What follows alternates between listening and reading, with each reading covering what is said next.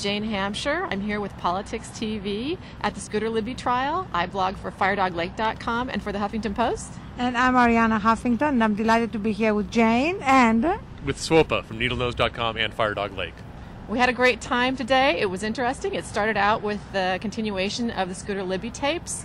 No real information revealed today that was groundbreaking, mostly just Fitzgerald finally closing in around Scooter Libby and really him coming to grips with the fact that he was going to have some trouble coming up. But there was one revelation that was kind of interesting. There were a few interesting revelations. As you said, not really groundbreaking, more just loose ends that we hadn't known had been closed up by Fitzgerald in his investigation.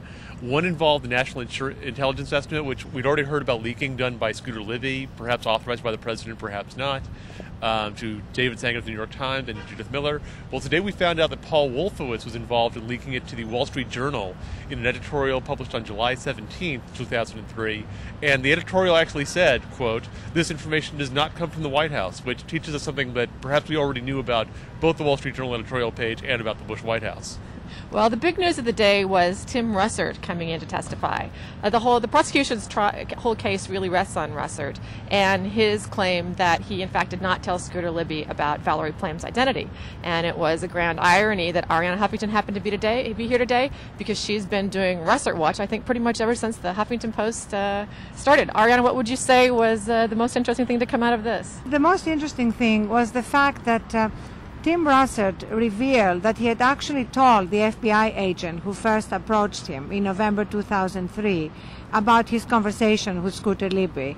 And he had told him pretty much what he later told the grand jury after many attempts by NBC and Tim Russert to quash the subpoena.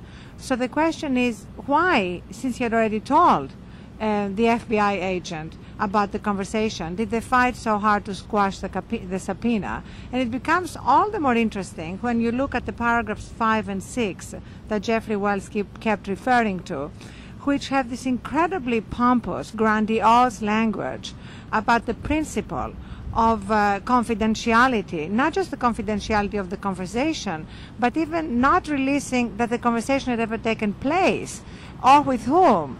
And this assumption that somehow any conversation with a government official is automatically assumed to be highly confidential, which gives the sense to the average citizen that this is a kind of club to which government officials and major news reporters belong, and that anything discussed between them is automatically off the record, no matter what is in the public interest or not.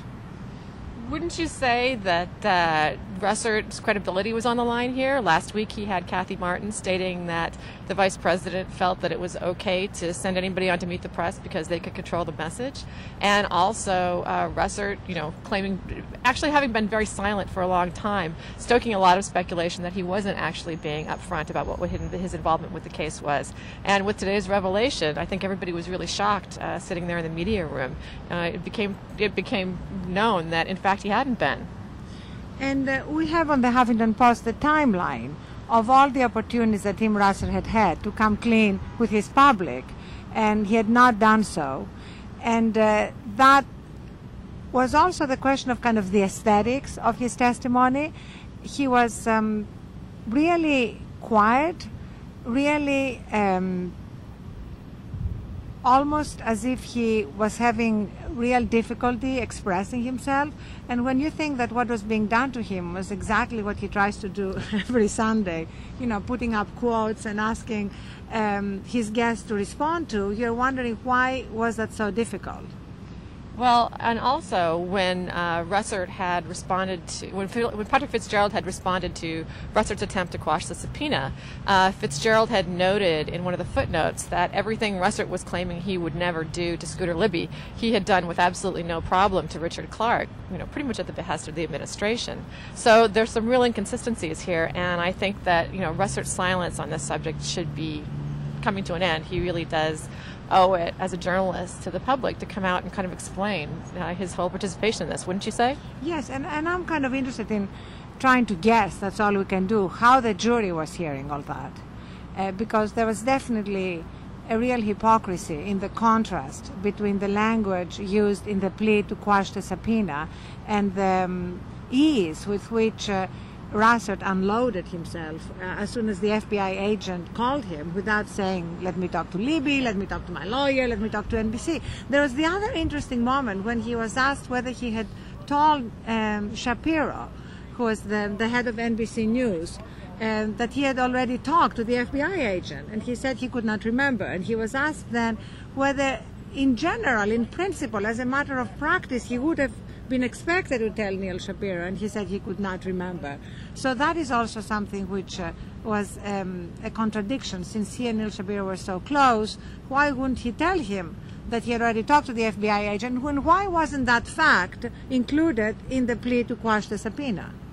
Well, Tim Russert isn't the only journalist whose silence has been, or his statements have been a bit inconsistent on this.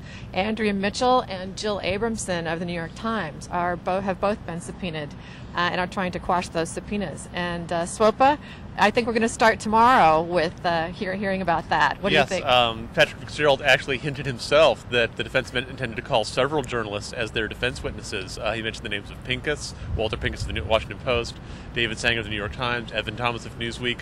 So even though Tim Russert wasn't on trial today, and none of these journalists are on trial in the coming days, they may sure feel like it before this is all over. Well, it should be an interesting day tomorrow. We'll hear what Andrea Mitchell, we may be learning a lot about what a lot of journalists haven't been willing to come up and say so far. So join us tomorrow here with Politics TV. Thanks so much for being with us tonight, and we're having a great time.